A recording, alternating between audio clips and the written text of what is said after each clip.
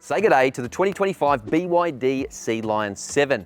It's basically a bigger SUV-shaped version of the BYD Seal, which was 2024's top-selling BYD in Australia.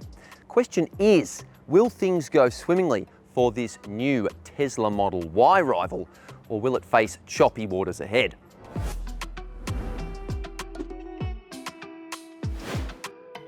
Demand for electric vehicles has plateaued in Australia and globally as legacy car makers plot their next move. They're not going all EV like we once thought, but Chinese brands like BYD are looking to capitalise on the electric vehicle space, and they're doing a very good job at it as well. I'm here in Adelaide at the BYD Sealion 7's national media launch to get a better understanding of what's good and what's not about this particular vehicle and what you guys, the customers, should know.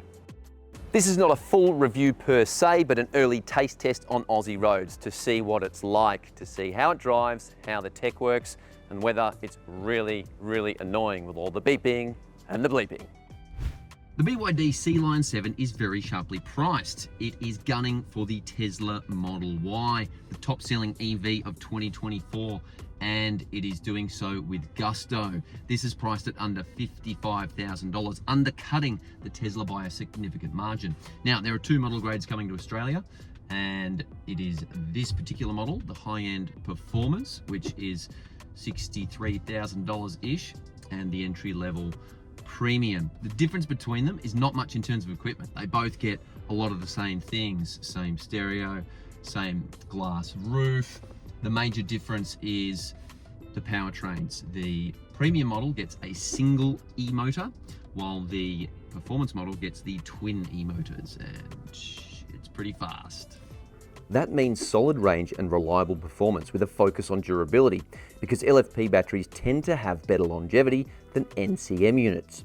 BYD thinks the Sealion 7 will line up as the third bestseller by the end of 2025, with the Sealion 6 in second place, as Aussies tend to prefer the idea of a plug-in hybrid EV to a pure EV. The Sealion 7 could be a very big breadwinner for the brand, but by the end of 2025, the BYD Shark 6 Ute is almost certain to be the Chinese brand's top seller by some margin. This Sealion 7 family SUV shares its underpinnings with the BYD Seal, which was BYD's top-selling model in Australia in 2024. So it's got the same electrical architecture underneath. It's got a similar sized battery at over 80 kilowatt hours, and range isn't too bad either. BYD has done a great job of blending practicality with style in this interior, and I really like the floating dashboard here. You've got the big screen, which does the twisty 90-degree tilt option, which is good for when you're using maps and things like that. You want it in portrait mode, landscape for everything else. But it's not just the fancy screen. The way that sort of pops out in front of everything, and you've got these two recessed panels here with the driver having your digital driver's display with lots of useful information, is really, really good. Plus, it's got a practical layout here. You've got two 50-watt wireless phone chargers. Sorry, one 50-watt with a little air vent there to cool the phone if it gets hot. The other one doesn't appear to be a charger at all. So yeah, I take that back. Only one charger, but 50 watts is good. It's also got loads of space under the bottom here. You can put all sorts of things, a large space on the transmission channel. A lot of cars don't have this.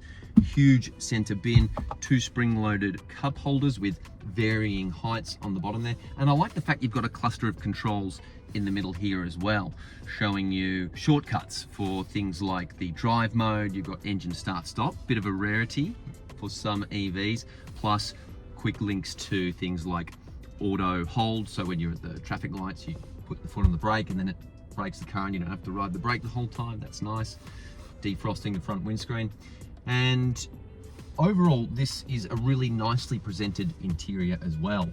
All the material quality is of a very high level, and it's a nice place to spend time. This is supposed to be, according to the marketing and PR spin, a rival for BMW and Mercedes. And I don't think it's quite up there, but it's certainly pushing above most of its Chinese rivals. And for this price point, you do get a very palpable sense of luxury. The leather seats are really, really nice. Power operated, heated and cooled. I would say the cushions are a little on the firm side, and the leather quality is a little bit unforgiving, but that might get a little softer in time. And the headrests though are super soft. And there's a sense of airiness in this car too, at least in the front, thanks to this large panoramic glass roof as well. They've done a really good job. It feels conventional, but it is just a little bit luxurious. And I would have liked to have adjustable headrests, but can't have it all, eh? Compared to a lot of its Chinese rivals, this car has a really solid feel. Everything has a high quality feel. It feels well built and, you know, nothing rattles around too much. The doors, nice and heavy, solid thud.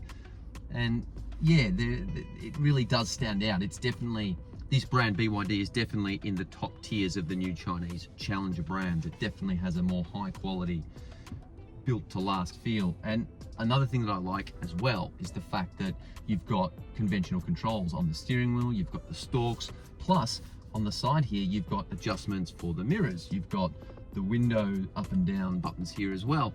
Whereas in some new vehicles, everything is done on the touchscreen, and it's nice to not have to be able to do everything through that touchscreen. I like having those quick physical controls. I think that's a good thing. The back of this car is hugely impressive, with loads of room for even the biggest and buffiest of adults. And while the boot is a bit narrow, it's reasonably deep, and you can fold down the rear seats to open up more room. You also get a little bit of extra storage in the front trunk, or frunk. So one of the first things I like about this particular vehicle is the fact it has an actual gear shifter. Yes, it's a bit stubby, but there are also air vents you can manipulate, and all the controls feel more like a conventional car. I think if you're coming from a mainstream traditional vehicle, whether it's a combustion engine Toyota or a Hyundai or what have you, you're going to get into this and not find it overwhelming or too high tech. The second thing I really like is the fact you've got lots of data in front of you. You've got a nice big digital screen here with all the driving data, plus you've got a head-up display and you've got the large touchscreen here, which is good. A lot of cars these days, I'm looking at you Tesla, one screen for everything. I'm not a fan of that. So we are driving the performance model. It's got the big 20-inch alloy wheels, and I was expecting this to be a little firm, a little stiff, but ride comfort is actually pretty good. This is a well set up chassis. It's got reasonable compliance, both in its primary and secondary ride. The Sealion 7 vehicles we drove in China in late 2024 weren't quite as sorted as this. They've definitely made some tweaks to the suspension and the steering. The steering is a little bit, there's a bit more weight to it. It's not as ultra light as previously. Look, it's still good when you're doing the twirling in car parks and slow speed maneuvers, but it feels a little nicer when you're moving along at higher speeds. It feels like there's a little bit more connection with the car even. The suspension has improved in both primary areas. You've got better compliance, better ride comfort. It's soaking up a fair bit of the bumps and lumps. Going over manhole covers, not a problem. Really went over them quite smoothly, and even sitting in the back, it's not too rough back there. Often the rear suspension is forgotten and rear seat passengers get jostled about. This is actually quite good. I think family buyers are going to like it. Now, the other thing that it does well is body control. It feels actually quite planted through the corners. It doesn't have too much head toss and there's not too much body roll. And this one, being the performance model, is very quick as well. Throttle calibration is pretty good when you're cruising, but at lower speeds, when you're taking off from standstill and under 50 kilometers an hour, it can feel a little bit touchy, but again, it's not as bad as those previous models we tested in China. So BYD has clearly done tuning in the dynamics department for the throttle, for the chassis, and early impressions are quite positive. When it comes to the ride comfort and ride quality, what stands out is the fact that it is pretty good through bumps and lumps and uneven terrain. The vehicle feels smooth and everyone in the cabin is quite nicely isolated, but you do hear a lot of the bumps and thumps coming through. There is a little bit of noise coming through the suspension, a bit of thundering, especially when you go over deeper potholes. Acceleration is super impressive in the dual motor performance model. It absolutely thumps along. It's strange though, when you come off the throttle, it feels as though it sticks a little bit, like it doesn't give you engine braking straight away. But I haven't tweaked with all the modes yet, so I'm sure I can adjust the recuperative braking to give us a little bit more there. Overall, this is a really pleasant car to drive. It comes back to what I was saying before about the solidity of this vehicle and the build quality. It's much higher quality than a lot of its Chinese compatriots. It just feels better built and it sits a little bit more confidently on the road, whether you're flying up twisty sections or just commuting around the burbs. Another thing I don't mind about this particular car is the safety systems are not constantly ragging on you. They're not nagging and incessantly beeping and bleeping. Yes, they will admonish you if you get too close to the lane markings or things like that, but it doesn't go aggro if you look away from the road for too long or anything like that, which some of its rivals do, and it's incredibly annoying.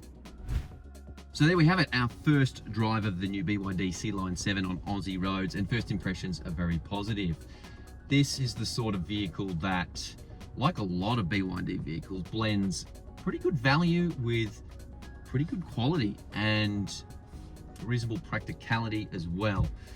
They're already looking at quite a few pre-orders, so this should be a pretty good performer for the brand. It drives well, all the technology works well, and while EV sales have plateaued a bit in Australia and globally, I think BYD and a couple of other Chinese brands are really going to capitalize going forward. And if this product is anything to go by, BYD is going to be one to watch. Stay tuned for our full review coming soon, and until then, don't forget to like and subscribe and tell me what you think in the comments below.